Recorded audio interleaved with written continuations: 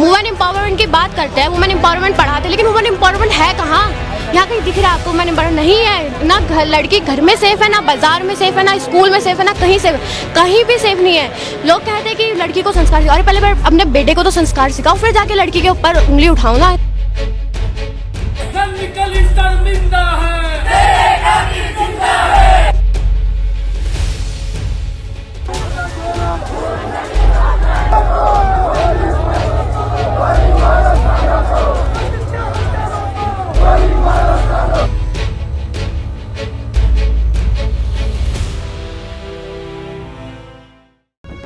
पिथौरागढ़ की 7 साल की मासूम लाडली के साथ 2014 में हल्द्वानी में हुई दुष्कर्म और हत्या के मामले में सुप्रीम कोर्ट ने मुख्य आरोपी अख्तर अली को बरी कर दिया है। 20 नवंबर 2014 को शादी समारोह में लापता हुई बच्ची का शव 6 दिन बाद गोला नदी से मिला था। निचली अदालत ने अख्तर अली को फांसी और अन्य आरोपी प्रेमपाल को 5 साल की सजा सुनाई थी, जिसे नैनीताल हाई कोर्ट ने बरकरार रखा था। सुप्रीम कोर्ट के फैसले के बाद पूरे प्रदेश में आक्रोश फैल गया है। लाडली के साथ हुई दरिंदगी और हत्या के मामले में न्याय न मिलने के विरोध में रविवार को पिथौरागढ़ में हजारों लोग सड़कों पर उतर आए।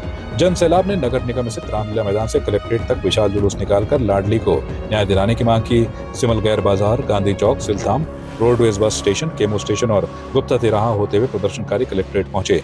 जनसभा में सामाजिक कार्यकर्ता रेणु पांडे, चंचल बोरा, चंद्री चंद, दीपक जोशी और शमशेर मेहर ने मंच से कहा कि लाडली के हत्यारे को सुप्रीम कोर्ट से बरी किए जाने से पूरे उत्तराखंड का जनमानस हताश और निराश है। लाडली के माता पिता ने एसडीएम मंजीत सिंह को ज्ञापन सौंपकर तत्काल न्याय की मांग की। प्रदर्शन में युवा, महिलाएं, व्यापारी वर्ग, छात्र और पूर्व सैनिक समेत सभी राजनीतिक दलों के कार्यकर्ता शामिल रहे। अभी तक कुछ कार्रवाई नहीं की गई है, यानी कि मोमिता वाला केस भी ऐसे ही रह गया, ये वाला केस भी ऐसे ही रह गया। जब 3 आरोपी पकड़े गए थे, दो को पहले छोड़ दिया, अब एक को 11 साल बाद फिर छोड़ दिया। ये तो गलत चीज़ है ना। वुमेन एम्पावरमेंट की बात करते हैं, वुमेन एम्पावरमेंट पढ़ाते हैं, लेकिन वुमेन एम्पावरमेंट है कहाँ? यहाँ कहीं दिख रहा है आपको? वुमेन एम्पावरमेंट नहीं है ना। लड़की घर में सेफ है, ना बाजार में सेफ है, ना स्कूल में सेफ है, ना कहीं सेफ, कहीं भी सेफ नहीं है। लोग कहते हैं कि लड़की को संस्कार सिखाओ। अरे पहले मैं अपने बेटे को तो संस्कार सिखाओ, फिर जाके लड़की के ऊपर उंगली उठाओ ना। ये तो गलत चीज़ है।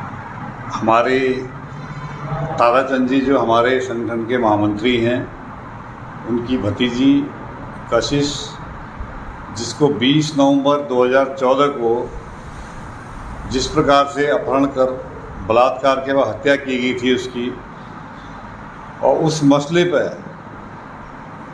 प्रदेश सरकार द्वारा जो कार्रवाई बढ़नी थी, जो करनी थी, जो इसमें उनके द्वारा जो वहाँ पर वकील निर्धारित किया गया था, इनका सरकारी वकील वहाँ पर निर्धारित थी, उनके द्वारा तरीके से पैरवी न करना, जिसके एवज में यह मुलजिम छूट गया।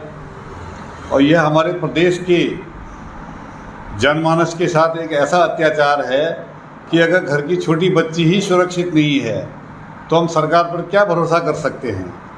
और सरकार इस प्रकार के लापरवाही के चलते इस पर किसी किस्म की जिम्मेदारी अपनी तय नहीं करती है, और इस मामले को उन्होंने ऐसे ही छोड़ के हल्के फुल्के तरीके से इसको पैरवी कर इस मामले में आज ऐसे अभियुक्त, ऐसे दरिंदे को फांसी के फंदे से बाहर कर दिया, उसको बरी कर दिया न्यायालय द्वारा। इसमें हम न्यायालय का दोष नहीं कहेंगे, इसमें दोष है हमारी सरकार की ठोस पैरवी न करने का। और हमारा संगठन पूरे प्रदेश स्तर का पीएमएसवाई कॉन्ट्रैक्टर एसोसिएशन जो है, इसमें अन्य सारे संगठनों को साथ लेके अगर इस पर सरकार कोई इमीडिएट रिव्यू पिटीशन दाखिल नहीं करती है और कोई तत्काल स्टेप नहीं उठाती है, तो इसके खिलाफ जो है हम सड़कों पर उतरेंगे और अपने संगठन के माध्यम से जो है पूरे प्रदेश व्यापी हड़ताल करने, आंदोलन करने के लिए बाध्य होंगे। और हम सरकार से पूर्णतया प्रथम दृष्टया विनती करते हैं कि इस पर तत्काल प्रभाव से कार्रवाई की जाए। यह एक नज़ीर बन जाएगी अगर इस पर कार्रवाई होगी और दरिंदे जो है फिर सलाखों के पीछे आके फांसी के फंदे पर झूलेंगे, तभी हमारे संगठन के पदाधिकारी, हमारे परिवारीजन को जो क्षति पहुंचाएगी उसकी सज़ा, तभी इनके दिमाग में इस बात की ठंडक रहेगी कि कोई न्याय मिला। लाडली के ताऊ ने आंसू भरे स्वर में कहा कि परिवार ने जो दर्द सहा है उसे शब्दों में बयान नहीं किया जा सकता। मुख्य आरोपी के बरी होने से परिवार आहत है। उन्होंने चेतावनी दी कि अगर सरकार पुनर्विचार याचिका दाखिल नहीं करती है तो आत्मदाह करने को मजबूर होंगे। प्रदर्शनकारी सामाजिक कार्यकर्ता और स्थानीय जनता ने एकजुट होकर लाडली के लिए न्याय की मांग दोहराई है। उन्होंने सरकार और न्यायपालिका से शीघ्र कार्रवाई की अपील की। कहा गया कि मासूम के हत्यारों को सख्त सजा मिले बिना आंदोलन थमेगा नहीं। पूरे पिथौरागढ़ में लोग इस लड़ाई में कंधे से कंधा मिलाकर खड़े हैं और यह संघर्ष तब तक जारी रहेगा जब तक लाडली और उसके परिवार को न्याय नहीं मिलता। ब्यूरो रिपोर्ट, संवाद 365। आपकी इस पर क्या राय है, हमें कमेंट कर जरूर बताएं। इसके साथ ही आप हमारे YouTube चैनल को सब्सक्राइब कीजिए। आप हमें Facebook, Instagram, Twitter पर फॉलो भी कर सकते हैं और संवाद 365 के साथ एक क्लिक में जुड़ने के लिए डाउनलोड कीजिए संवाद 365 ऐप।